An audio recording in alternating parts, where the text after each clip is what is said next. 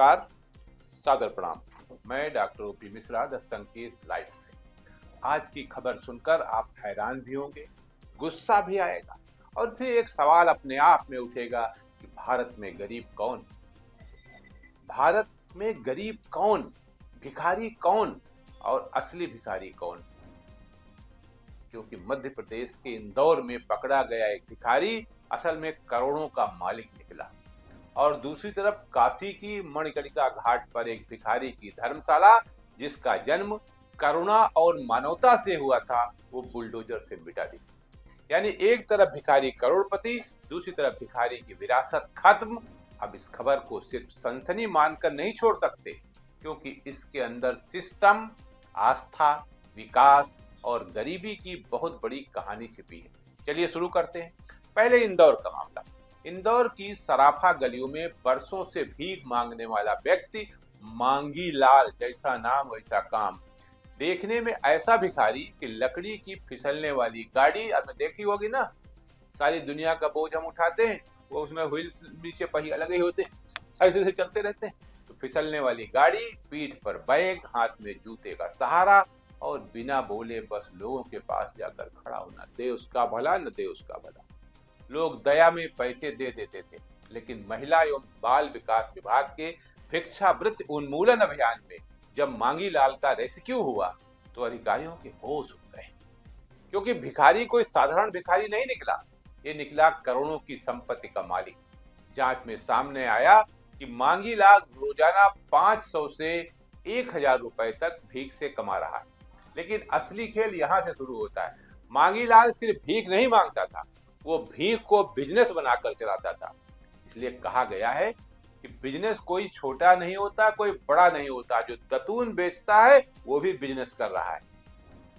आपको याद है एक पिक्चर में शाहरुख खान कहते हैं दारू का बिजनेस करते हैं, सर ज्यादा नहीं बोलने का, बिजनेस ही हमारा भगवान है। तो बिजनेस उसका भगवान था और भीख मांग रहा था।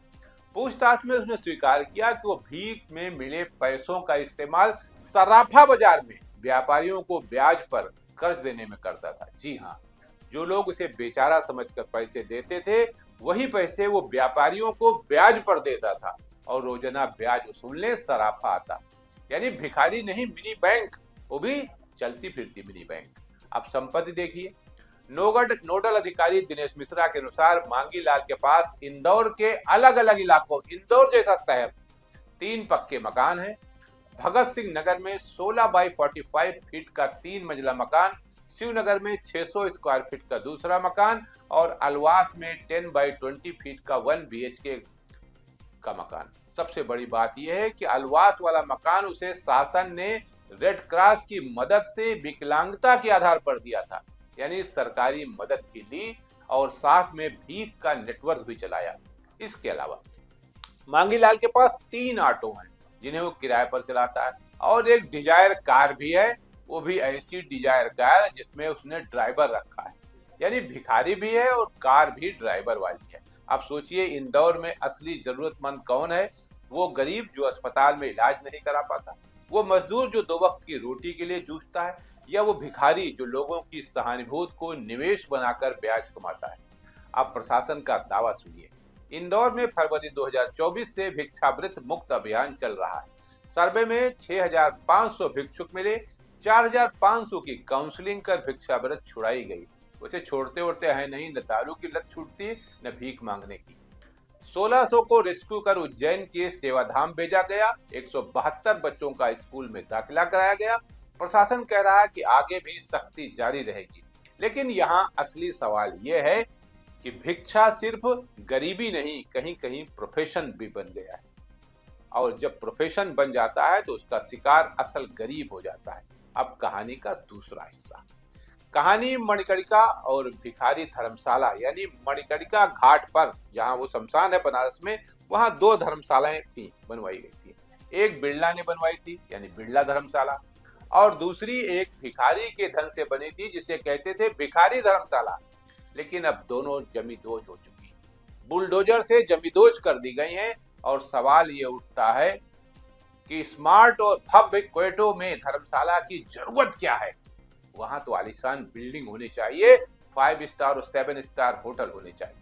अब मणिकर्णिका घाट पर आधुनिक बैकुंठ धाम बन रहा है ताकि मरने के बाद सीधे स्वर्ग जाने की सुविधा सबको मिल सके। यहाँ तक कि एक सांसद ने गर्व से बैकुंठ धाम की विशेषताओं का जिक्र भी कर दिया। यानी अब मोक्ष भी प्रोजेक्ट है, स्वर्ग भी इंफ्रास्ट्रक्चर है और धर्म भी ब्रांडिंग है। लेकिन भिखारी धर्मशाला की कथा बताती है कि असली धर्म क्या होता है। ये कथा लाहौरी टोला के मुन्ना मारवाड़ी ने बताई थी। करीब 100 साल पहले एक भिखारी ने सोचा, काशी में भीख मांगने वाले लोगों को ठंड, बारिश और गर्मी में बहुत परेशानी होती है, इसके लिए व्यवस्था होनी चाहिए। उसने भीख में मिले पैसे का एक हिस्सा जमा करना शुरू किया। एक सेठ ने मुनीम के पास भेजा। मुनीम पूछता, ये पैसे क्यों जमा कर रहे हो? भिखारी मुस्कुरा कर कहता, मणिकर्णिका पर धर्मशाला बनवाएंगे। लेकिन वो अकेला इतना धन इकट्ठा नहीं कर पाया। मतलब सोच तो देखिए, एक भीख मांगने वाला आदमी दूसरे की परेशानी को देखकर कितना द्रवित हो गया कि उसने सोचा कि मणिकर्णिका घाट पर एक धर्मशाला बने। और एक दिन भिखारी का निधन हो गया। अब यहाँ मुनीम की ईमानदारी देखिए। उसने ये बात अपने सेठ को बताई। सेठ ने कहा, भिखारी की इच्छा पूरी होनी चाहिए, जमीन तलाशो, कमी मैं पूरी करूंगा। और इसी के साथ बिरला धर्मशाला के पास एक जमीन पर भिखारी धर्मशाला बना, जहां दूसरे जनपद से 100 दाह संस्कार में आने वाले लोग रात में विश्राम करते थे। यानी ये धर्मशाला विरासत नहीं, मानवता थी। लेकिन अब आज के जमाने में मानवता है ही नहीं। ये शब्द ही डिक्शनरी से हटा दिया गया, शब्दकोश में मानवता है। लेकिन 2020 में सौंदर्यीकरण के नाम पर इसे भी गिरा दिया गया। अब सवाल उठता है, क्योटो बनाने के लिए क्या जरूरी है?